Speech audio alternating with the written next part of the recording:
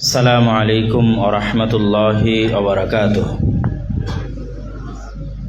আলহামদুলিল্লাহ ওয়াহদাহু ওয়াসসালাতু ওয়াসসালামু আলা মান লা নাবিয়্যা বা'দাহু।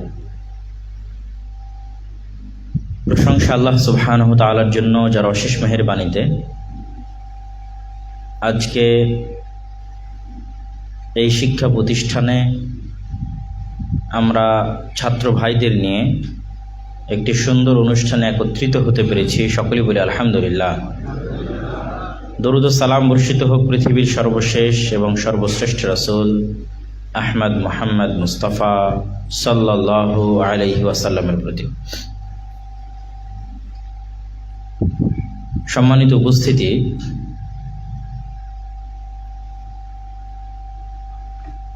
এইরকম একটি প্রতিষ্ঠানে এরকম একটি সুন্দর আয়োজন অবশ্যই সাধুবাদ প্রাপ্য এবং শুকরিয়া আদায়ের যোগ্য। তো আমি শুরুতেই আল্লাহর শুকরিয়া এবং আল্লাহর নবীর উপর দরুদ পাঠের পরে যে সমস্ত ছাত্র ভাইয়েরা এই অনুষ্ঠানটি আয়োজন করেছেন, এই অনুষ্ঠান আয়োজনে শ্রম দিয়েছেন, তাদের সকলের অন্তরের অন্তঃস্থল থেকে শুকরিয়া আদায় করছি। এবং শত ব্যস্ততা থাকা সত্ত্বেও, শত সমস্যা থাকা সত্ত্বেও দীর্ঘ পথ পাড়ি দিয়ে এই অনুষ্ঠানে আসার পিছনে এই বিষয়টি কাজ করেছে যে সাধারণত এই ধরনের উচ্চশিক্ষার প্রতিষ্ঠানে আমাদের দাওয়াতি কাজ করার সুযোগ সীমিত। সেই চরম একটি অভাবের জায়গায় যদি ন্যূনতম কাজ করার সুযোগ পাওয়া যায়, তো সেই সুযোগটিকে আল্লাহ সুবহানাহু ওয়া তাআলার নিয়ামত মনে করে এই দীর্ঘ পথ পাড়ি দিয়ে আপনাদের এখানে উপস্থিত হয়েছি। আপনারা দোয়া করবেন যেন আল্লাহ সুবহানাহু ওয়া তাআলা আমাদের এই আশাকে একমাত্র আল্লাহ সুবহানাহু ওয়া তাআলার সন্তুষ্টির জন্য কবুল করেন, আল্লাহুম্মা আমিন। পাশাপাশি আমি উপস্থিত অগ্রজ সিনিয়র শিক্ষার্থীবৃন্দের প্রতি আবেদন রেখে যাব যেন তারা এই ধরনের দাওয়াতি কাজের আগ্রহ, জজবা, উদ্যম, উৎসাহ পরবর্তী অনুজ যারা আসছে, যারা তাদের জুনিয়র, তাদের মধ্যে যেন এটার বীজ বপন করে দিয়ে যায়। যেন এই বিশ্ববিদ্যালয়, এই কলেজ যতদিন থাকবে ততদিন যেন এখানে দাওয়াতি কাজের এই ধারাবাহিকতা বজায় থাকে, বলে আল্লাহুম্মা আমিন। এটি বিষয়কে গড়া অনেক কঠিন, কিন্তু ভেঙে দেওয়া অনেক সহজ। আজকে এখানে প্রোগ্রাম আয়োজন করার পরিবেশ তৈরি করা অনেক কঠিন, কিন্তু এই পরিবেশটাকে নষ্ট করে দেওয়া অনেক সহজ। এই জন্য হিকমার সাথে, জ্ঞান ও প্রজ্ঞার সাথে রাসূলুল্লাহ সাল্লাল্লাহু আলাইহি ওয়াসাল্লামের দেখানো পথ পদ্ধতি অনুসরণ করে এই বিষয়ের বরকতটিকে ধরে রাখতে হবে, যেন এই বরকতটি না হারিয়ে যায়। যুগের ইতিহাসে আমরা বহু উত্থান পতন দেখেছি। যেহেতু আমাকে ইতিহাস কেন্দ্রিক কিছু আলোচনা করার জন্য অনুরোধ করা হয়েছে, সেই উত্থান পতনগুলো থেকে আমাদের শিক্ষা নিতে হবে। এই ছোট্ট ন্যূনতম দাওয়াতি কাজের জন্য শিক্ষা নিতে হবে। ভবিষ্যৎ আমার ব্যক্তিগত, সামাজিক, পারিবারিক, রাষ্ট্রীয় জীবনের জন্য শিক্ষা নিতে হবে। আমার উস্তাদ মুফতি সাঈদ আহমদ পালানপুরি বলতেন যে তিনটা জিনিস এমন নেয়ামত, যেই নেয়ামত পরিবারে এবং ব্যক্তির মধ্যে বংশ পরম্পরায় ধরে রাখা পৃথিবীর ইতিহাসে খুবই কঠিন। একটি জ্ঞানের নেয়ামত, একটি রাজত্বের নেয়ামত, আর একটি ধন সম্পদের নেয়ামত। বাপ রাজা ছিল, তার ছেলেও রাজা হবে, তার ছেলেও রাজা হবে, এভাবে কিয়ামত পর্যন্ত তার বংশে রাজত্ব থাকবে, এটা ধরে রাখা খুব কঠিন। বাবার কাছে জ্ঞান ছিল, সে জ্ঞানী মানুষ, শিক্ষিত মানুষ, আলেম হোক বা জেনারেল শিক্ষিত হোক, তার ছেলেও জ্ঞানী শিক্ষিত হবে, তার ছেলেও জ্ঞানী শিক্ষিত হবে, এভাবে বংশ পরম্পরায় এটা ধরে রাখা অনেক কঠিন। বাবা ধনী ছিল, তার ছেলেও সেই সম্পদ ধরে রাখতে পারবে, তার ছেলে সম্পদ ধরে রাখতে পারবে, এটা অনেক কঠিন। সাধারণত পৃথিবী পরিচালনায় আল্লাহর মূলনীতি এটাই যে আল্লাহ সুবহানাহু ওয়া তাআলা এই বিষয়গুলোকে স্থায়ী করেন না। কিন্তু তারপরেও ব্যতিক্রম উদাহরণও আছে। যেমন ইব্রাহিম আলাইহিস সালাতু ওয়াস সালামের পরিবার, আল্লাহ সুবহানাহু ওয়া তাআলা ইব্রাহিম আলাইহিস সালাতু ওয়াস সালামের পরিবারের মধ্যে যখন নবুয়ত দিয়েছেন, তখন ইব্রাহিম আলাইহিস সালাতু ওয়াস সালামের পরিবারের শেষ নবী আসা পর্যন্ত নবুয়ত বজায় রেখেছেন। এটা পৃথিবীর ইতিহাসে একমাত্র ব্যতিক্রমধর্মী পরিবার, যে পরিবারের মধ্যে আল্লাহ সুবহানাহু ওয়া তাআলা নবুয়তকে সীমাবদ্ধ করে দিয়েছেন। ইব্রাহিমের জন্মের পর মুহাম্মদ সাল্লাল্লাহু আলাইহি ওয়াসাল্লাম পর্যন্ত আর পৃথিবীর কোনো নবী ইব্রাহিম আলাইহিস সালাতু ওয়াস সালামের বংশের বাইরে থেকে আসেননি। এটা একটা নিয়ামত, আল্লাহর দয়া, যেটা ইব্রাহিম আলাইহিস সালাতু ওয়াস সালামের ইখলাস, তার তাওহীদ, তার একনিষ্ঠতা, আল্লাহ সুবহানাহু ওয়া তাআলার নিকটে তার দোয়ার ফসল এবং বরকত। তো ইতিহাসের উত্থান পতনে মুসলমানদের কাছে আল্লাহ সুবহানাহু ওয়া তাআলা অনেক নিয়ামত দিয়েছিলেন। যেমন আল্লাহ বনী ইসরাইলকে বলেছে, ইয়া বনী ইসরাইল আযকুরু নি'মাতি আল্লাতী আন'আমতু আলাইকুম, হে বনী ইসরাইল স্মরণ করো আমি তোমাদের উপর যে সমস্ত নিয়ামত দিয়েছিলাম। ওয়া ফাজ্জালতুকুম আলাল আলামিন, পুরো পৃথিবীর মধ্যে তোমাদেরকে শ্রেষ্ঠত্ব দান করেছিলাম। যখন সুলাইমান আলাইহিস সালাতু ওয়াস সালাম জেরুজালেমের মাটিতে তার রাষ্ট্র ক্ষমতা সুসংহত স্বর্ণকাল অতিক্রম করছে, তখন সমগ্র পৃথিবীতে শুধু মানুষের উপর নয়, জিন, পশু, পাখি, কীট পতঙ্গ, মাছ, পঙ্গপাল, সকল কিছুর উপর একচ্ছত্র রাজত্ব আল্লাহ সুলাইমান আলাইহিস সালাতু ওয়াস সালামকে দিয়েছিলেন। তিনি বানু ইসরাইল। তাহলে এই নিয়ামত বানু ইসরাইলদের কাছে ছিল, রাজত্বের নিয়ামত, নবুয়তের নিয়ামত বানু ইসরাইলদের কাছে ছিল। তো আল্লাহ সুবহানাহু ওয়া তাআলা কোরআন মাজিদে বারবার বানু ইসরাইলকে লক্ষ্য করে বলেছেন, স্মরণ করো আমি তোমাদের কি কি নিয়ামত দিয়েছিলাম, আর সেই নিয়ামত থেকে আজকে তোমরা কোন অবস্থায় এসে পৌঁছেছো মিলাও। আমি তোমাদের জন্য জান্নাত থেকে খাবার পর্যন্ত দিয়েছি, আমি তোমাদের জন্য পাথর থেকে পানির ঝর্ণাধারা প্রবাহিত করেছি শুষ্ক মরুভূমিতে, আমি তোমাদের জন্য বিশাল সমুদ্র চিড়ে রাস্তা তৈরি করে দিয়েছি, আর ফেরাউনকে তোমাদের চোখের সামনে ডুবিয়ে হত্যা করেছি। আর অসংখ্য অগণিত নিয়ামত আল্লাহ সুবহানাহু ওয়া তাআলা তাদের দিয়েছিলেন। কিন্তু আজ তোমাদের কি অবস্থা দেখো। এই নিয়ামতের অবমূল্যায়নের কারণে আজ তোমরা অভিশপ্ত জাতিতে পরিণত হয়েছে। গায়রিল মাগদুবি আলাইহিম ওয়ালাদ-দাল্লিন, পথভ্রষ্ট এবং অভিশপ্ত। হে আল্লাহ, তাদের রাস্তা নয় যারা পথভ্রষ্ট এবং যারা অভিশপ্ত। কারা অভিশপ্ত? ইহুদিরা অভিশপ্ত, বানু ইসরাইলের অভিশপ্ত। আল্লাহ নিজে কোরআনে বলেছেন তোমরা নিয়ামতের অবমূল্যায়ন করতে করতে অভিশপ্ত হয়ে গেছো। তাদের একটা অংশকে আল্লাহ বানর বানিয়ে দিয়েছেন, একটা অংশকে শুকুর বানিয়ে দিয়েছেন। মানুষের ডিএনএ থেকে আর সেকেন্ড কোনো ডিএনএর যদি বেশি মিল থাকে সেটা বানর এবং শুকুর, এবং মানুষকে যদি দ্বিতীয় কোনো প্রাণীতে রূপান্তর করা সম্ভব হয় সেটা একমাত্র বানর এবং শুকুর। তো বানু ইসরাইলের মধ্যে যেমন আল্লাহ সুবহানাহু ওয়া তাআলা অভিশপ্ত জাতি হিসেবে বানর শুকুর বানিয়েছেন, এই উম্মতের মধ্যে আল্লাহ সুবহানাহু ওয়া তাআলা একদল মানুষকে বানর এবং শুকুর বানাবেন। এবং এই উম্মতের শিক্ষার জন্য আল্লাহ বানু ইসরাইলের এত দীর্ঘ বর্ণনা কোরআন মাজিদের মধ্যে দিয়েছেন এই উম্মতের শিক্ষার জন্য। কেননা এই উম্মতকে আল্লাহ সুবহানাহু ওয়া তাআলা ব্যাপক নিয়ামত রাজি দিয়েছিলেন। কিন্তু আজকে এই উম্মত কোথায়? সম্মানিত উপস্থিতি, তো আল্লাহ সুবহানাহু ওয়া তাআলা যেমন তাদের নিয়ামত দিয়েছিলেন, আমাদেরকেও নিয়ামত দিয়েছিলেন।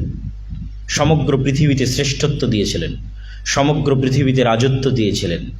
জ্ঞান, বিজ্ঞান, সভ্যতা, ক্ষমতা, এমন কোনো সেক্টর, এমন কোনো বিভাগ, এমন কোনো ডিপার্টমেন্ট ছিল না যেখানে সমগ্র পৃথিবীতে অগ্রগামীর ভূমিকা মুসলমানেরা পালন করেনি। বিশ্ব মুসলমানদের কাছে শিখেছে, ইউরোপ মুসলমানদের কাছে শিখেছে, জ্ঞান নিয়েছে। স্পেনের কর্ডোভায় যখন হাজার হাজার বিশ্ববিদ্যালয়, হাজার হাজার লাইব্রেরি, তখন ইউরোপ ছিল অন্ধকারাচ্ছন্ন। অক্সফোর্ড এবং ক্যামব্রিজ বিশ্ববিদ্যালয় প্রতিষ্ঠারও শতাধিক বছর পূর্বে কর্ডোভা এবং গ্রানাডায় মুসলমানদের বিশ্ববিদ্যালয় ছিল, জ্ঞান বিজ্ঞানের কেন্দ্র ছিল। এবং ইউরোপ সেখান থেকে জ্ঞান শিখেছে এবং জ্ঞান অর্জন করেছে। কেন? মুসলমানেরা কখনোই জ্ঞানকে কুক্ষিগত করেনি। মুসলমানেরা জ্ঞানকে মনে করেছে সাদাকায়ে জারিয়া। কে কালো, কে সাদা, কে এশিয়ান, কে সেমেটিক, কে দ্রাবিড়, কে আর্য, কে আফ্রিকান, কে কালো, কে নিগ্রো, কে হিন্দু, কে বৌদ্ধ, কে মুসলমান, জাত পাত নির্বিশেষে পৃথিবীর সকল মানুষকে ফি সাবিলিল্লাহ জ্ঞান দিয়েছে মুসলমানেরা। মানে বিনা পয়সায় আল্লাহর সন্তুষ্টির জন্য। ইতিহাসে কেউ প্রমাণ করতে পারবে না যে কর্ডোভায় কোনো বিশ্ববিদ্যালয়ে পড়ার জন্য কারো কাছে টাকা নেওয়া হতো, কোনো লাইব্রেরিতে যাওয়ার জন্য, বই সংগ্রহের জন্য, পড়ার জন্য, জ্ঞান অর্জনের জন্য কারো কাছে চার্জ করা হতো, যেটা পে করবে। মুসলমানরা এটাকে মনে করতো ফিসাবিলিল্লাহ, সাদাকায়ে জারিয়া, সমগ্র পৃথিবীর কল্যাণের জন্য তারা কাজ করেছে। কিন্তু আজকে এই জ্ঞান যখন ট্রান্সফার হয়ে আমাদের নিয়ামতের অবমূল্যায়নের কারণে আজকে জ্ঞানের মার্কাজে পরিণত হয়েছে ইউরোপ, জ্ঞানের মার্কাজে পরিণত হয়েছে আমেরিকা, কিন্তু তারা এই জ্ঞানকে কুক্ষিগত করেছে। তারা এই জ্ঞানকে সাদাকায়ে জারিয়া হিসেবে সমগ্র পৃথিবীর মানুষের জন্য উন্মুক্ত করে দেয়নি। একটা মাস্টার্সের কোর্সের জন্য বাংলাদেশি টাকায় 35 লক্ষ থেকে 40 লক্ষ পর্যন্ত খরচ হতে পারে। বিশ্বের উন্নত বিশ্ববিদ্যালয়গুলোতে মাত্র 1 বছরের মাস্টার্স কোর্স, 9 মাসের 2 সেমিস্টার, 40 লক্ষ পর্যন্ত খরচ হতে পারে। জাস্ট একাডেমিক ফি, ওখানে থাকা, খাওয়া, চলাফেরা সেটা বাদ দিলাম, শুধু একাডেমিক ফি 40 লক্ষ।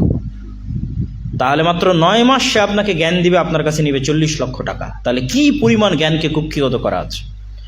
মুসলিম দেশগুলো অন্তত 500 বছর পিছিয়ে আছে আমেরিকা এবং ইউরোপের চাইতে জ্ঞানে এবং বিজ্ঞানে। সম্মানিত উপস্থিতি, তো মুসলমানদের এই যে, আমি হয়তো ধারাবাহিকভাবে হয়তো কোনো কিছু আপনাদের সামনে তুলে ধরতে পারবো না, জাস্ট ইতিহাসের বিভিন্ন অঙ্গনে হয়তো আমরা হালকা পাতলা করে বিচরণ করব এবং সেই বিচরণ থেকে আমরা যতটুকু সম্ভব ততটুকু আমরা শিক্ষা নেব এবং এভাবে আমাদের বক্তব্য আমরা শেষের দিকে এগিয়ে নিয়ে যাব। তো উমাইয়া খেলাফত, আব্বাসী খেলাফত, তারপরে হচ্ছে মামলুকদের খেলাফত, এবং এর মধ্যে আছে সেলজুক, তারপরে সর্বশেষ আছে ওসমানীয় খেলাফত, আর একদম শুরুতে আছে খোলাফায়ে রাশিদিনের 40 বছর। রাসূল সাল্লাল্লাহু আলাইহি ওয়াসাল্লামের 4 সাহাবী আবু বকর, ওমর, ওসমান, আলী রাদিয়াল্লাহু তাআলা আনহুম আজমাইন, তাদের 40 বছর, যেটাকে বলা হয় অনুকরণীয় রাষ্ট্র ব্যবস্থা পরিচালনার একমাত্র অনুকরণীয় আদর্শ। আমরা ইসলামের রাষ্ট্র বলতে কি বুঝি? এই কলেজের, এই বিশ্ববিদ্যালয়ের কোনো ছাত্রকে যদি জিজ্ঞেস করা হয় ইসলামের রাষ্ট্র মানে কি, 90% ছাত্র উত্তর দিবে ইসলামের রাষ্ট্র মানে যেখানে সবাই 5 ওয়াক্ত সালাত আদায় করে। ইসলামের রাষ্ট্র মানে যেখানে সবাই বোরখা এবং হিজাব নিকাব পরে আসে। আর একটা হয়তো অ্যান্সার আসতে পারে, ইসলামী রাষ্ট্র মানে যেখানে কল্লা কাটা হয়, ইসলামী রাষ্ট্র মানে যেখানে হাত কাটা হয়, তথা যত মানে অন্যের দৃষ্টিতে যত ভীতিকর এবং নেগেটিভ চরিত্র, আমাদের দৃষ্টিতে নেগেটিভ না, কিন্তু একটা মানুষের ফার্স্ট ইমপ্রেশন যদি হয় যে ইসলামী রাষ্ট্র মানে কল্লা কাটা, ইসলামী রাষ্ট্র মানে হাত কাটা, তাহলে আমার এবং আপনার বুঝতে এখনো বহু বাকি আছে যে ইসলামী রাষ্ট্র কি। ইসলামী রাষ্ট্র মানে পৃথিবীর সবচেয়ে শান্তিপূর্ণ রাষ্ট্র। ইসলামী রাষ্ট্র মানে পৃথিবীর সবচেয়ে ন্যায় পরায়ণ রাষ্ট্র, যেখানে একজন নাগরিক, বহু দূরের কথা, একজন জীব জন্তু জানোয়ারও ন্যূনতম মাজলুম হবে না, তার নাম ইসলামী রাষ্ট্র।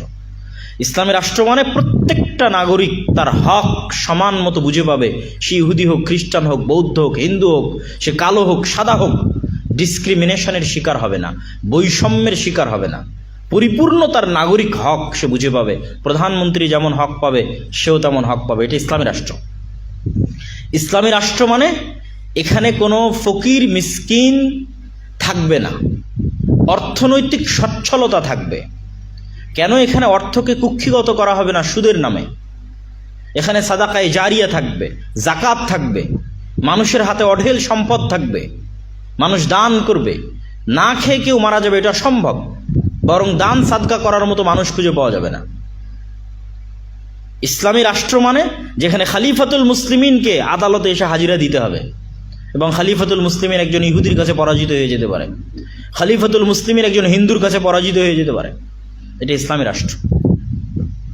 কিন্তু আমরা মনে করে নিয়েছি ইসলামী রাষ্ট্র মানে সব মানুষই, যদি ধরেন আজকে এই অত্র রংপুর জেলার অথবা দিনাজপুর জেলার সব মানুষ মসজিদে গিয়ে সালাত আদায় করলো আর সব মেয়েরা পর্দা করলো, তাহলে কি এটা ইসলামী রাষ্ট্র হবে?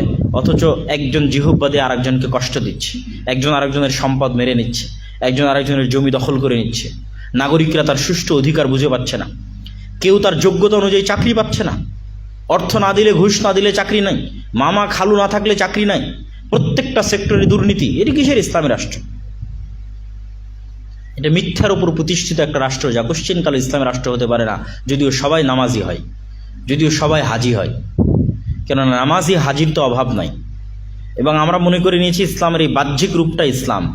এই জন্য আমাদের ইতিহাস জানতে হবে যে ইসলামের বাহ্যিক রূপের বাইরেও ইসলামের যেটা শ্রেষ্ঠ সৌন্দর্য সেটা কি।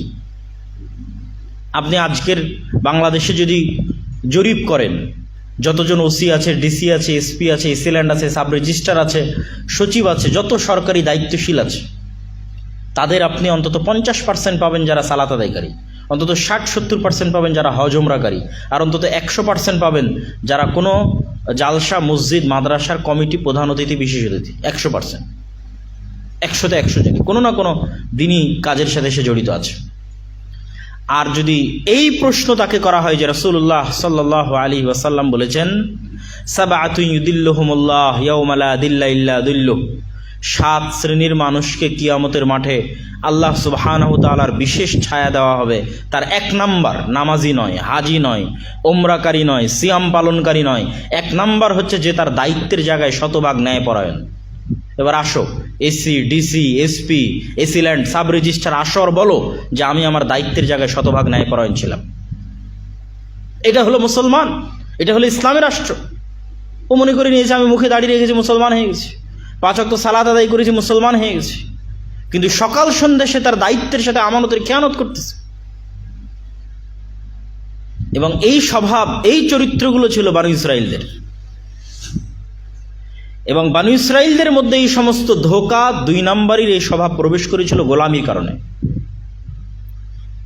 বানু ইসরাইলেরা নবীর সন্তান, ইয়াকুব আলাইহিস সালাতু ওয়াস সালামের সন্তান, ইউসুফ আলাইহিস সালাতু ওয়াস সালামের সন্তান। কোথায় ইউসুফ আলাইহিস সালাম অর্থমন্ত্রী, আর কোথায় মুসা আলাইহিস সালাতু ওয়াস সালামের যুগে বানু ইসরাইলদের জবাই করা হচ্ছে। মাত্র 300 বছরের ব্যবধান। ইউসুফ এবং মুসার মধ্যে মাত্র 350-400 বছরের ব্যবধান। ইউসুফ ছিলেন অর্থমন্ত্রী, আর মুসা আলাইহিস সালামের যুগে তার ভাইদেরকে, তার পরবর্তী সন্তানদের জবাই করা হচ্ছে। আল্লাহ কোরআনে বলছেন। এই যে গোলাম বানিয়ে দেওয়া হয়েছে, এই গোলাম বানানো হয়েছে সুদের ভিত্তিতে, লোনের ভিত্তিতে। মানুষের স্বাধীনতাকে নষ্ট করে, মানুষের আত্মমর্যাদাকে নষ্ট করে হচ্ছে সুদ। আর এই গোলাম থাকার কারণে ওদের স্বাভাবিক আত্মমর্যাদা, আত্মসম্মান নষ্ট হয়ে গেছে। মিথ্যা বলা শিখেছে, ধোঁকা দেওয়া শিখেছে, দুর্নীতি করা শিখেছে, 2 নম্বরই করা শিখেছে। অথচ মুসলমানের একজন স্বাধীন মানুষের, একজন স্বাধীন মুসলমানের স্বভাবজাত বৈশিষ্ট্য হবে সততা, আমানতদারিতা, ন্যায়পরায়ণতা। আমাদের নবী মুহাম্মদ সাল্লাল্লাহু আলাইহি ওয়াসাল্লাম তার দীর্ঘ 40 বছরের মক্কার নবুয়তের পূর্বের জীবনে, দীর্ঘ 40 বছরে যখন তার কাছে সালাত, সিয়াম, হজ, যাকাত কোনো আদেশ আসেনি, তখন সমগ্র মক্কায় তার সুনাম ছড়িয়ে পড়েছে তার সত্য বলার কারণে, তার ন্যায় নিষ্ঠার কারণে, তার সৎ আচরণের কারণে, তার সৎ চরিত্রের কারণে। ইসলামে মানুষ দলে দলে এমনি প্রবেশ করেনি। সালাত দেখে, সিয়াম দেখে, আকীদা দেখে মানুষ দলে দলে প্রবেশ করেছে, এটা নয়। মানুষ দলে দলে ইসলামে প্রবেশ করেছে ইসলামের এই ন্যায়, এই নিষ্ঠা, এই সৌম্য, এই মর্যাদা, এই সততা, এই ন্যায়পরায়ণতা, যেখানে ইসলাম গেছে তার আসল প্রকৃত রূপে, আমাদের মতো মুসলমানদের রূপে নয়, যে সকাল সন্ধ্যা মিথ্যা বলে, ধোঁকা দেয়, 2 নম্বরই করে, দুর্নীতি করে, এই মুসলমানের রূপে নয়। যেখানে ইসলাম গেছে মুহাম্মদ সাল্লাল্লাহু আলাইহি ওয়াসাল্লামের উন্নত চারিত্রিক বৈশিষ্ট্যে। স্পেনে যখন ইসলাম গেছে তখন স্পেনের মানুষ মাজলুম, বা পৃথিবীর যে কোনো যুগের যে কোনো দেশের মানুষ মাজলুম হতে পারে, অস্বাভাবিক কিছু না।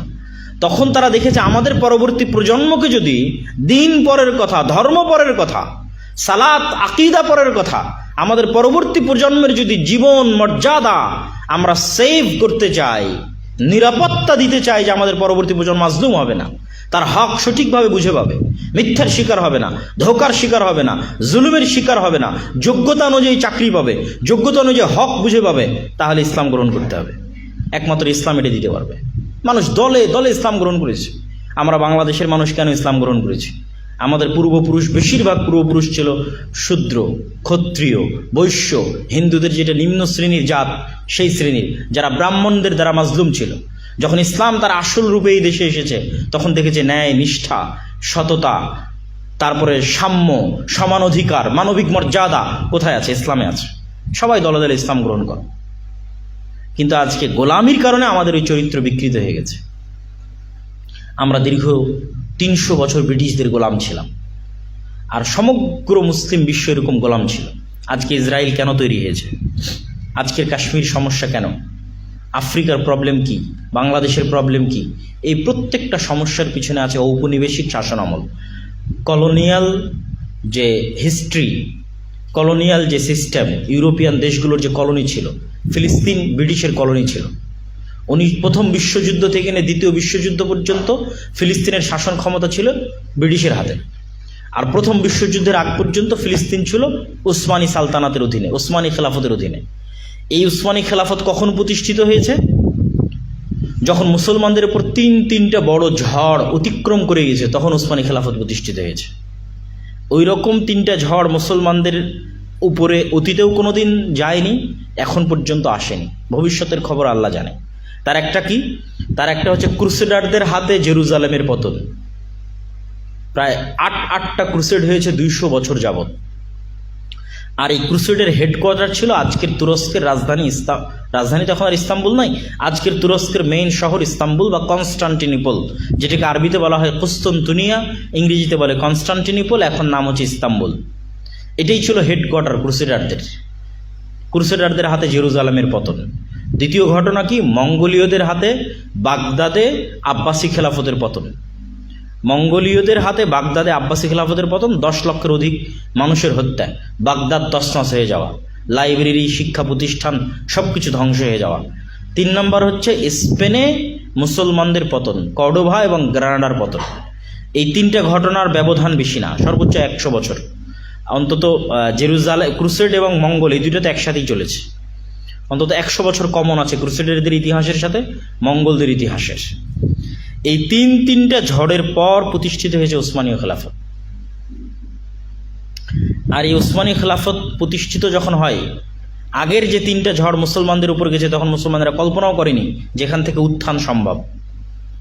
ওই যুগের বহু আলেম লিখে গেছে, আর ইয়াজুজ মাজুজ কিয়ামত চলে এসেছে। মঙ্গোলীয়দের ওই যুগের আলেমরা লিখে গেছে যে এরাই ইয়াজুজ মাজুজ, আর পৃথিবী বেশি দিন টিকবে না, কিয়ামত সংগঠিত হয়ে যাবে। তাহলে কিরকম ভয়ঙ্কর পরিবেশ হলে মানুষ একটা জাতিকে ইয়াজুজ মাজুজ বলতে পারে? মঙ্গোলীয়রা কিরকম ভয়ঙ্কর হলে তাদের ইয়াজুজ মাজুজ বলা যায়? ইয়াজুজ মাজুজদের ক্ষেত্রে বলা আছে যারা পুরো সাগরের পানি শেষ করে দিবে, এরকম ভয়ঙ্কর। এই রকম ভয়ঙ্কর জায়গা থেকে উসমানীয় খেলাফতের মাধ্যমে উত্থান। সেই উত্থান গিয়ে কোথায় ঠেকলো? ইস্তাম্বুল বিজয়, কনস্টান্টিনোপল বিজয়, যেইটা ক্রুসেডারদের হেডকোয়ার্টার ছিল 200 বছর যাবত, যে এখানে বসে তারা যুদ্ধ পরিচালনা করত। একবার মুসলমানেরা ইউরোপে ঢুকেছিল স্পেন দিয়ে, আজ 500 বছর পর মুসলমানেরা ইউরোপে ঢুকতেছে তুরস্ক বিজয় করে। আর উসমানীয়রা মুসলমানদের অন্য বিজিত অঞ্চলের দিকে তাকাইনি, কি আফগানিস্তান, কি ইরাক, ইরান, সৌদি, কুয়েত, কাতার, বাহারাইন এদিকে দেখেইনি। ওদের একটাই টার্গেট ছিল ইউরোপ। প্রায় অর্ধেক ইউরোপ তারা বিজয় করে ফেলেছিল। আজকের ইউক্রেন উসমানীয় সালতানাতের অধীনে ছিল। হাঙ্গেরির রাজধানী বুদাপেস্ট, কসোভো, আলবেনিয়া, পোল্যান্ড এবং এই অঞ্চলের যে দেশগুলো আছে, এই প্রায় বিশাল অঞ্চল ওসমানী সালতানাতের অধীনে ছিল। এই সালতানাতের পতন থেকে ফিলিস্তিনের জেরুজালেমের পতন হয়ে ইসরায়েলের তৈরি কিভাবে হলো? জাতীয়তাবাদের থিওরি ধ্বংস করে দিয়েছে ইসলামী খেলাফত। একটা থিওরি একটা খেলাফতকে ধ্বংস করে দিয়েছে। সেই থিওরির নাম জাতীয়তাবাদ, ন্যাশনালিজম। ততদিনে ইউরোপ মোটামুটি, ওসমানীয় সাম্রাজ্যের পতনকালে ইউরোপ মোটামুটি অনেক শিক্ষিত, এবং ওসমানীয় সাম্রাজ্য থেকে জ্ঞান অর্জন করতে যাওয়া ইউরোপিয়ান কিছু তরুণ ফরাসি বিপ্লব কর্তৃক প্রভাবিত হয়ে, ফরাসি দর্শন কর্তৃক প্রভাবিত হয়ে তারা জাতীয়তাবাদের থিওরি প্রথম দীক্ষা গ্রহণ করে, যে আমরাও কি তার্কিশ, আমরা হচ্ছে তুর্কি, অতএব আমরা আরবদের চেয়ে শ্রেষ্ঠ। অতএব কেন আমাদের রাষ্ট্র ব্যবস্থা আরবি ভাষায় চলবে? কেন আমাদের নিজস্ব কৃষ্টি, নিজস্ব কালচার, নিজস্ব ভাষায় চলবে? এটা গেল তুর্কি জাতীয়তাবাদ। যখন তুর্কি জাতীয়তাবাদের উত্থান, তখন পাল্টা রিয়াকশান, একটা অ্যাকশান হলে পাল্টা রিয়াকশান হবেই। যখন তুর্কি জাতীয়তাবাদের উত্থান হলো, তখন পাল্টা রিয়াকশান হিসেবে আরব জাতীয়তাবাদের উত্থান। এই তুর্কি, তোরা আবার কারা? আমরা হচ্ছে নবীদের বংশধর, আমরা কুরাইশদের বংশধর, আমরা আরব, এদের খেলাফত ব্যবস্থা কেন মানব? এইভাবে একদিকে তুর্কি জাতীয়তাবাদ, একদিকে আরব জাতীয়তাবাদ। এই সুযোগে ব্রিটিশ ঔপনিবেশিক শাসন আমলে আরবদেরকে ওয়াদা দিল যে আমাদের সাথে প্রথম বিশ্বযুদ্ধে আমাদের পক্ষে আসো, উসমানী সালতানাতের পতন হলে তোমাদেরকে আরব দিয়ে দিব। উসমানী সালতানাতের পতন হয়ে গেল, ব্রিটিশ আরবদের সাথে বিশ্বাসঘাতকতা করে আরবদের হাতে না ছেড়ে দিয়ে খণ্ড খণ্ড করে ভাগ করে দিয়ে মূল সিরিয়া ফিলিস্তিন ব্রিটিশ নিজের কাছে রেখে নিল। এই প্রথম বিশ্বযুদ্ধ থেকে দ্বিতীয় বিশ্বযুদ্ধ পর্যন্ত ফিলিস্তিন ব্রিটিশের হাতে ছিল।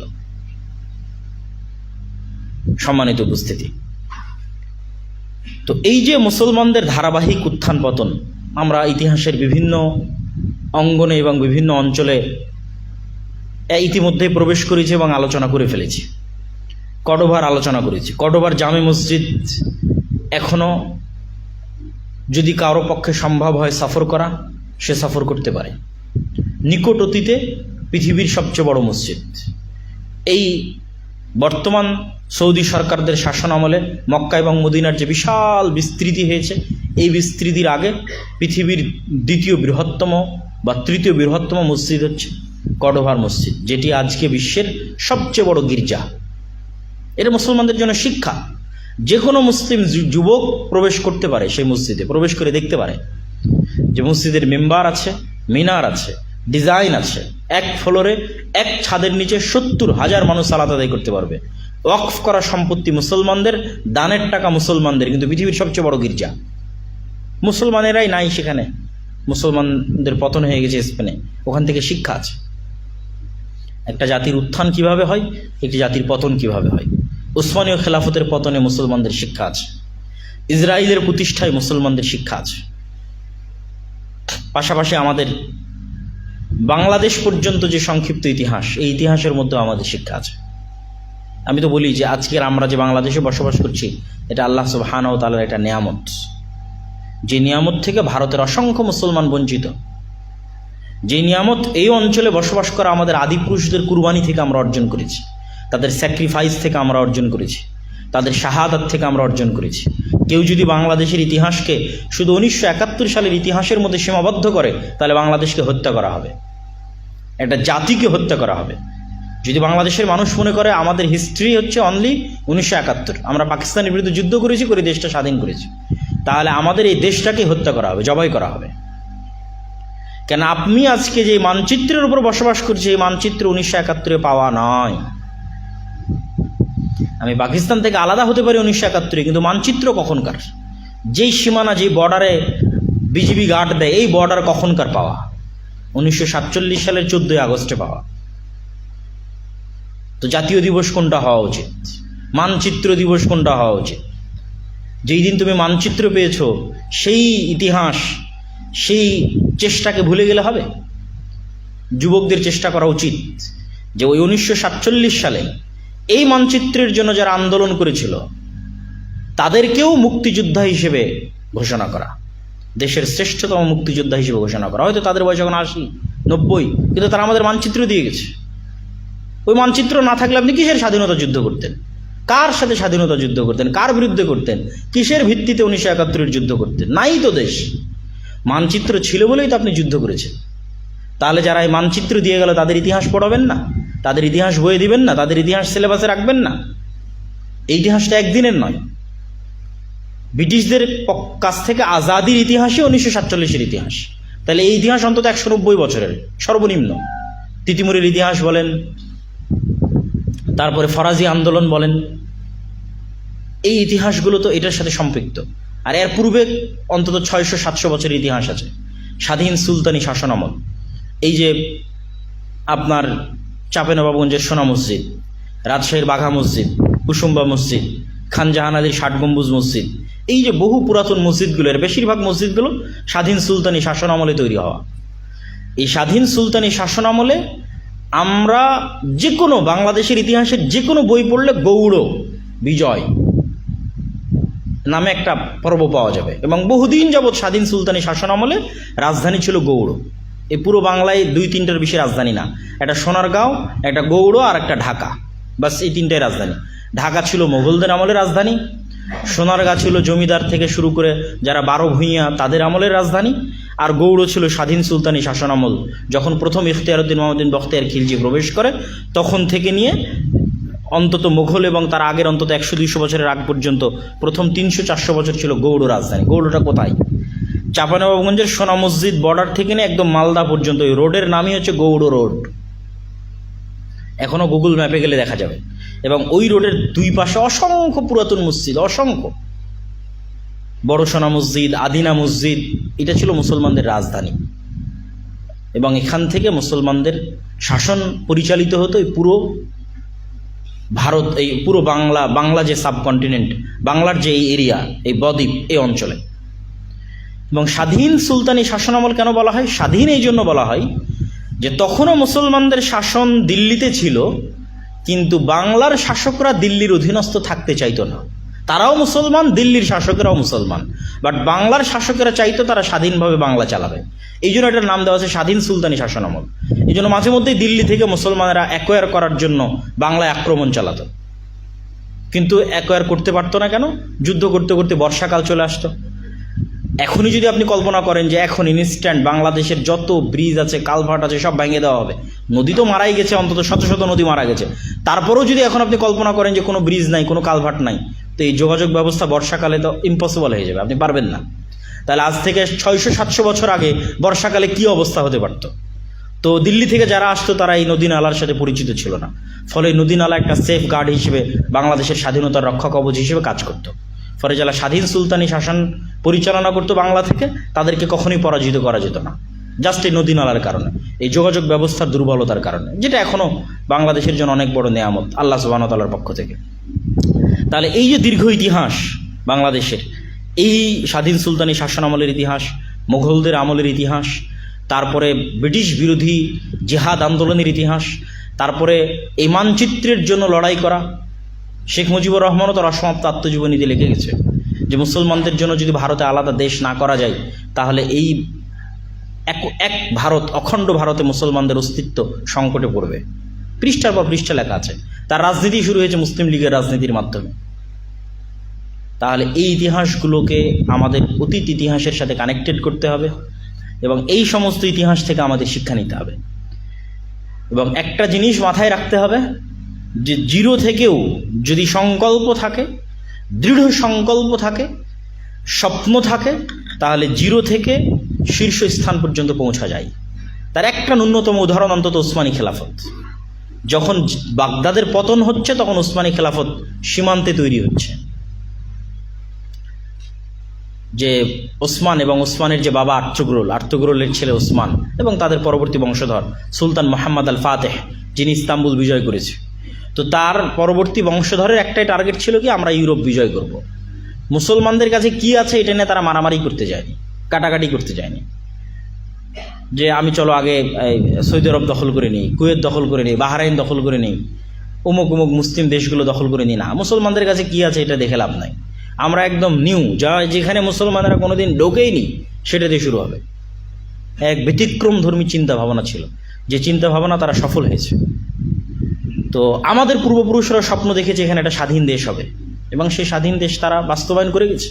এবং এখন পর্যন্ত সেই স্বাধীন দেশের নাগরিক হিসেবে আপনি যদি তুলনা করেন বাংলাদেশের 18 কোটি জনগণ আর ভারতের 18 কোটি মুসলমান, যদি তুলনা করেন পার্সেন্টেজে, যে এই 18 কোটি বাংলাদেশের জনগণের মধ্যে কয়জন ডাক্তার আছে, কয়জন ইঞ্জিনিয়ার আছে, কয়জন গবেষক আছে, আর ভারতের 18 কোটি মুসলমানের মধ্যে কয়জন ডাক্তার, কয়জন ইঞ্জিনিয়ার আছে, এটাই হচ্ছে স্বাধীন দেশের নিয়ামত।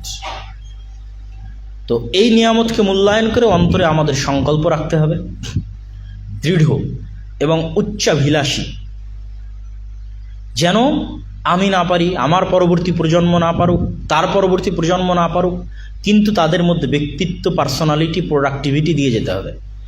ইসলাম মানে জাস্ট বাহ্যিক আমল আখলাক বোঝা যাবে না। রাসূল সাল্লাল্লাহু আলাইহি ওয়াসাল্লামের কী পার্সোনালিটি ছিল এটা বুঝতে হবে, তার কী শাখসিয়া ব্যক্তিত্ব ছিল এটা বুঝতে হবে, তার ভারাত্ম কী ছিল এটা বুঝতে হবে, তার প্রোডাক্টিভিটির লেভেল কী ছিল এটা বুঝতে হবে, তার চারিত্রিক উন্নতি কী ছিল এটা বুঝতে হবে এবং আমাদেরকে ওই জায়গায় কল্পনা করতে হবে। না হলে দেখবেন আমাদের এই যে এখান থেকে যারা আমরা পড়াশোনা করে বের হচ্ছি, এই একটা অংশ হয়তো আমাদের, আমি ছোট করার জন্য বলছি না, হয়তো চলে যাবে ইউরোপ এবং আমেরিকা, গিয়ে দেখবেন সকাল সন্ধ্যা মিথ্যা বলছে, মিথ্যা বলে সরকারের কাছে বেনিফিট নিচ্ছে। সকাল সন্ধ্যা দুর্নীতি করছে, ধোঁকা দিচ্ছে, তাহলে এটা গোলামের স্বভাব হয় এরকম। আর যখন আপনি ইসলামের এই বাহ্যিক ইবাদতগুলো তো অবশ্যই, কিন্তু যখন আপনি রাসূল সাল্লাল্লাহু আলাইহি ওয়াসাল্লামের এই বৃহৎ চেহারাটা দেখবেন, যে উনি চারিত্রিক কত উন্নত ছিল, ওনার ব্যক্তিত্ব কী ছিল, ওনার প্রোডাক্টিভিটি কী ছিল, তখন অন্তত আপনার মাজা শক্ত থাকবে যে না, মুসলমানেরা মাজা নত করে না। আর যদি এই মাজা নত হয় তাহলে কোনোদিন স্বাধীনতা থাকবে না, কোনোদিন নেতা হওয়া যাবে না। মাজা নত হওয়া মানে 2 নম্বরই করা, দুর্নীতি করা, মিথ্যা বলা, অসৎ উপায়ে সামনের দিকে এগিয়ে যাওয়ার চেষ্টা করা, ধোকা দিয়ে ন্যাং মেরে আরেকজনকে ফেলে দেওয়া, আরেকজনের, যেটা বাঙালিদের স্বভাব আর কি, 90% বাঙালির যেটা স্বভাব, এই ধরনের নিম্ন শ্রেণীর স্বভাব দিয়ে অন্তত জাতির নেতা হওয়া যায় না। এবং যে যে অঞ্চলের মুসলমানদের মধ্যে এই স্বভাব ঢুকে গেছে, ওরা মুক্তি পাচ্ছে না। আপনি, আমার ছোট ভাই মিশর আজহার বিশ্ববিদ্যালয়ে পড়ে, সে ফিলিস্তিনিদের মধ্যে ত্রাণের কাজ করছে। সে আমার বক্তব্য শুনেছে যে আমি বলেছি আজকের যুগের মুসলমানেরা এই যুগের বানু ইসরাইল, মানে কোরআনের বলা বানু ইসরাইলের স্বভাব চরিত্র যেমন খারাপ হয়ে গেছিল, এই যুগের মুসলমানদের স্বভাব চরিত্র তেমন খারাপ হয়ে গেছে। তো আমার ভাই বলতেছে তুমি এটা ঠিক বলেছো। এই যে ত্রাণ যে কার্যক্রম পরিচালনা হচ্ছে, এত অসহায় ভয়ঙ্কর অবস্থার মধ্যেও মুসলমানের রক্ত বিক্রি করে দিচ্ছে, মুসলমানের সাথে ধোকা দিচ্ছে, 2 নম্বরই করতেছে, মিথ্যা কথা বলতেছে, এই ত্রাণ নিয়ম। তাহলে কিভাবে এই জাতি মুক্তি পাবে যদি এদের মধ্যে ওই ব্যক্তিত্ব, ওই ভারাত্ম না আসে? আজ আফগানিস্তান কেন স্বাধীনতা অর্জন করেছে? রাশিয়া থেকে, আমেরিকা থেকে, সোভিয়েত ইউনিয়ন থেকে, বড় বড় সুপার পাওয়ার থেকে। কেন? ওদের অন্তত একটা জিনিস আপনি পাবেন, সেটা হচ্ছে ওদের এই যে মাজা শক্ত, মিথ্যা বলা জানে না, 2 নম্বরই করা জানে না। থাকতে পারে, কিন্তু মেজরিটি যারা আজকে শাসন পরিচালনা করছে তাদের মূল বৈশিষ্ট্য, আপনি যদি বলেন যে আফগানিস্তানে যারা আজকে শাসন পরিচালনা করছে এদের আকিদা অমুক, এরা অমুক তুমুক বা ইত্যাদি ইত্যাদি, না, এদের সবচেয়ে বড় বৈশিষ্ট্য কি? সততা এবং ন্যায়পরায়ণতা। এটা ছাড়া কোশ্চেন কালো দেশ চালানো যায় না। অন্যগুলো দিয়ে মারামারি করা যাবে, ফতোয়া দিয়ে মারামারি করা যাবে, গন্ডগোল করা যাবে, হিংসা বিদ্বেষ করা যাবে, রাষ্ট্র চালাতে পারবেন না। রাষ্ট্র চালানোর জন্য আপনাকে সৎ হতে হবে, ন্যায়পরায়ণ হতে হবে। দেশে হিন্দু থাকলেও ওকে সমান অধিকার বুঝিয়ে দিতে হবে, অন্য মাযহাব, অন্য মতাদর্শের মানুষ থাকলেও তাকে তার সমান অধিকার বুঝিয়ে দিতে হবে। আমি আমিরুল মুমিনিন হলেও আমাকে বিচারের কাঠগড়ায় দাঁড়াতে হবে। এইটা ছাড়া আপনি রাষ্ট্রই চালাতে পারবেন না। আপনি মাপেন আমাদের দেশের মাদ্রাসা, মসজিদ, আলেম, ওলামা, শায়েখ, মাশায়েখ, যে আমাদের মধ্যে সব আছে, কিন্তু রাষ্ট্র চালানোর মতো যোগ্যতাই নাই, বৈশিষ্ট্যগত যোগ্যতা নাই, জাতিগত যোগ্যতা নাই যে আমি একটা ইসলামী রাষ্ট্র প্রতিষ্ঠা করব, নাই। তাহলে আগে সেই যোগ্যতা আমাদের অর্জন করতে হবে, সেই মাজা আমাদের শক্ত থাকতে হবে। এটা মূল শিক্ষা হতে হবে মুসলমানদের। হিম্মত উঁচু থাকতে হবে, লক্ষ্য দূরদর্শী থাকতে হবে, সবর থাকতে হবে, ধৈর্য থাকতে হবে, প্রোডাক্টিভিটি থাকতে হবে। বিশ্বের সবচেয়ে প্রোডাক্টিভ হবে মুসলমানেরা, আর এরাই দেখবেন মোবাইল নিয়ে, ফ্রি ফায়ার, পাবজি ইত্যাদি নিয়ে সবচেয়ে অলস জাতি, সবচেয়ে ধ্বংসন্মুখ, পতনমুখী জাতি মুসলমানেরা, সবচেয়ে অলস জাতি। আমাদের পরবর্তী প্রজন্ম কী হচ্ছে? সবচেয়ে অলস হয়ে যাচ্ছে মোবাইলের পাল্লায় পড়ে। আর সবচেয়ে অ্যাক্টিভ, প্রোডাক্টিভ কারা? তারাই পৃথিবী পরিচালনা করছে। এই জন্য আল্লামা ইকবাল ইউরোপ সফরের পর, আর যেহেতু উনি ভারতে জন্মগ্রহণ করেছেন, পাকিস্তানের জন্য আন্দোলন করেছেন, এদেশের মুসলমানদের অবস্থা উনি দেখেছেন, এই জন্য ওনার বহু কবিতা থেকে আমাদের শিক্ষণীয় আছে, অসংখ্য কবিতা থেকে। তার মধ্যে একটা কবিতায় উনি বলেছেন, সাবাক ফিরসে পর সাদাকাত কা, শুজাআত কা, আদালত কা, লিয়া জায়েগা তুঝসে কাম, দুনিয়া কি ইমামত কা। মুসলমানেরা তোমরা নতুন করে সত্য বলা শিখো, নতুন করে ন্যায়পরায়ণতা শিখো, 2 নম্বরই করিও না, ভাই হয়ে ভাইকে ধোকা দিও না, মিথ্যা কথা বলিও না, গীবত করিও না, অপবাদ দিও না, হিংসা বিদ্বেষ করিও না, সত্য বলা শিখো, সাহসিকতা দেখাও, ন্যায়পরায়ণতা দেখাও, আল্লাহ তোমাদেরকে আবার দুনিয়ার নেতা বানিয়ে দিবে। বলেন ইনশাআল্লাহ। এই জিনিসগুলো নাই আমাদের মধ্যে। আগে এই জিনিসগুলো অর্জন করতে হবে, যেটা দিয়ে অন্যরা পৃথিবী চালাচ্ছে। অন্তত এই জায়গায় আমরা তাদের চেয়ে পিছিয়ে আছি। আমেরিকার চাইতে, ইউরোপের চাইতে অন্তত ন্যায়পরায়ণতায়, সততায় আমরা পিছিয়ে আছি। আমাদের দেশে যা দুর্নীতি হয়, ইউরোপে তার চেয়ে কম দুর্নীতি হয়। আমাদের দেশে যা দুর্নীতি হয়, আমেরিকা তার চেয়ে কম দুর্নীতি হয়। আমার দেশে যা দুর্নীতি হয়, সিঙ্গাপুরে তার চেয়ে কম দুর্নীতি হয়। তাহলে আমরা মুসলমান না? 90% মুসলমানের দেশে যদি সবচেয়ে বেশি দুর্নীতি হয়, তাহলে 90% মুসলমান করাপ্টেড। তাহলে এদেরকে আপনি সালাত কি শিখাবেন, হজ কি শিখাবেন? এদের আগে কি শিখাতে হবে? মুহাম্মদ সাল্লাল্লাহু আলাইহি ওয়াসাল্লামের উন্নত চরিত্র আগে শিখাতে হবে, আগে মাজা শক্ত করা শিখাতে হবে। কোটি কোটি টাকার জন্য মিথ্যা বলবে না, মাজা নত করবে না, মাথা নত করবে না। কোটি কোটি টাকার জন্য নিজের দায়িত্বের জায়গার সাথে অন্যায় পরায়ণতা করবে না। সে যে জায়গাতেই থাকুক অন্যায় পরায়ণতা করবে না, অসততা করবে না। একটা প্রজন্ম যদি এরকম শক্ত হয়ে গড়ে ওঠে, অবশ্যই আল্লাহ সুবহানাহু ওয়া তাআলা মুসলমানদের হাতে শাসন ক্ষমতা দিবে। অবশ্যই দেশে শান্তি, নিরাপত্তা, উন্নতি প্রতিষ্ঠা হবে। উন্নতি মানে এই উন্নতি না, রাস্তাঘাটের উন্নতি, গাছ কাটার উন্নতি, এই উন্নতি না। উন্নতি মানে শিক্ষার যে উন্নতি, সত্যিকার যে উন্নতি, জ্ঞান বিজ্ঞানের যে উন্নতি, শান্তি নিরাপত্তার যে উন্নতি, সেই উন্নতি, সত্যিকার অর্থনৈতিক স্বাধীনতার উন্নতি। আপনি কখনোই সঠিকভাবে ইবাদত করতে পারবেন না যদি আপনার অর্থনৈতিক স্বাধীনতা না থাকে। আপনি আপনার স্ত্রীকে পর্দায় করাতে পারবেন না যদি আপনার অর্থনৈতিক স্বাধীনতা না থাকে। আজ মুসলমানদের অর্থনৈতিক স্বাধীনতা নাই, কোনো মুসলিম কান্ট্রির অর্থনৈতিক স্বাধীনতা নাই। এই কারণেই তো এত বড় বড় মুসলিম দেশ থাকার পরও কেউ মুখ খুলে কিছু বলতে পারে না। সবার চোখের সামনেই 30,000 মানুষকে হত্যা করা হয়েছে গাজার মাটিতে, সবার চোখের সামনে রাফায় আক্রমণ চলতেছে, কেউ বলতে পারে না কেন সবাই গোলাম।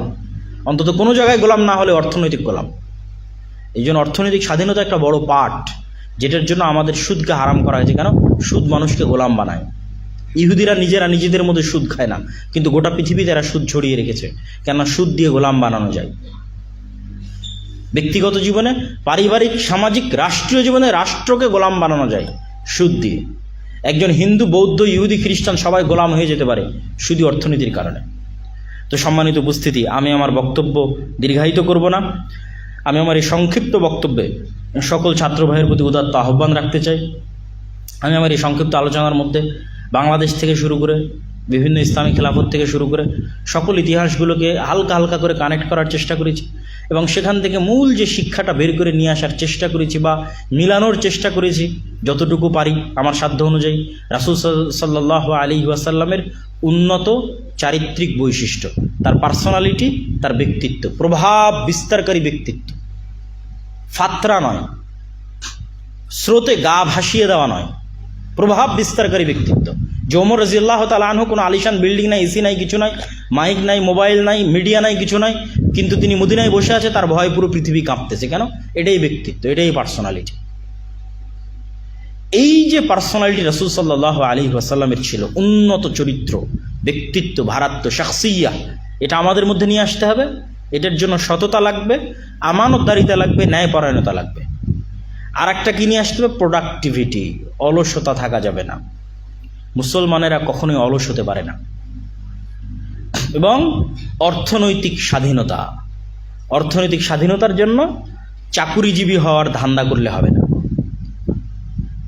চাকুরিজীবী মানে যে চাকর হওয়া, এটা আমি ইন্ডিয়া যাওয়ার পর বুঝেছি। ওরা উর্দুতে বলে নৌকরি। ভাই তুমি কোই নৌকরি মিলি, তুমি ক্যা নৌকরি করতে হো, তুমি কোনো চাকরি পাইছো, তুমি কি চাকরি করো। কিন্তু ওইখানে আর একটা শব্দ আছে নৌকার, ইয়ে আমারে ঘর কা নৌকার হ্যাঁ, মানে ইয়ে আমাদের বাড়ির চাকর। নৌকার থেকে নৌকরি, তো চাকর থেকে চাকুরি। অন্তত মুসলিম উম্মার টেন্ডেন্সিতে চাকরি করে খাওয়ার টেন্ডেন্সি ছিল না। এটা এই যুগের, আধুনিক যুগের দাসত্ব, চাকরি করে খাওয়া। হ্যাঁ, যদি কারো কোনো ওয়ে না থাকে সে চাকরি করবে, কিন্তু টেন্ডেন্সি রাখা যে আমি বিশ্ববিদ্যালয়ে ভর্তি হয়েছি চাকরি করার জন্য, এটা দাসত্বের টেন্ডেন্সি, গোলামির টেন্ডেন্সি। অর্থনৈতিক স্বাধীনতা কিভাবে আসবে? এর জন্য অবশ্যই আপনাকে রিস্ক নিতে হবে, পরিশ্রম করতে হবে, যেন আপনি ভালো ব্যবসা তৈরি করতে পারেন, ভালো বিজনেস তৈরি করতে পারেন, আপনার জাতির জন্য, আপনার দেশের জন্য অর্থনৈতিক ডেপথ, অর্থনৈতিক গভীরতা সৃষ্টি করতে পারেন। চ্যালেঞ্জ, যুদ্ধ। বাংলাদেশে যারা ব্যবসা করছে, আমি তো মনে করি তারা আর যারা পলিটিক্যাল ফ্রন্টে কাজ করতেছে, এডুকেশনাল ফ্রন্টে যারা কাজ করতেছে, তাদের চাইতে যারা বাংলাদেশে ব্যবসা করতেছে, যারা 2 নম্বর ওয়েতে দেশের সম্পদ লুট করতেছে, তাদের কথা বলতেছে না, যারা সত্যি দেশে ব্যবসা করতেছে, এরাও একটা যুদ্ধে আছে। অবশ্যই সেই যুদ্ধটা ভারত সাপোর্টেড যে বিজনেস কলোনি আছে তার বিরুদ্ধে। আপনি পাচ্ছেন না টিকতে, ধ্বংস হয়ে যাচ্ছে সকল শিল্প, সকল ব্যবসা প্রতিষ্ঠান ধ্বংস হয়ে যাচ্ছে। কেন? আমাদের চাইতে তারা পাওয়ারফুল, তাদের রাষ্ট্রের সাপোর্ট বেশি, তাদের ব্যবসায়ীদের জন্য রাষ্ট্রের সহযোগিতা বেশি, আমাদের নাই। তাহলে একটা জাতির স্বাধীনতার জন্য অর্থনৈতিক স্বাধীনতাও লাগে। যদিও আপনার অর্থনীতি না থাকে, আপনি কিসের স্বাধীনতা?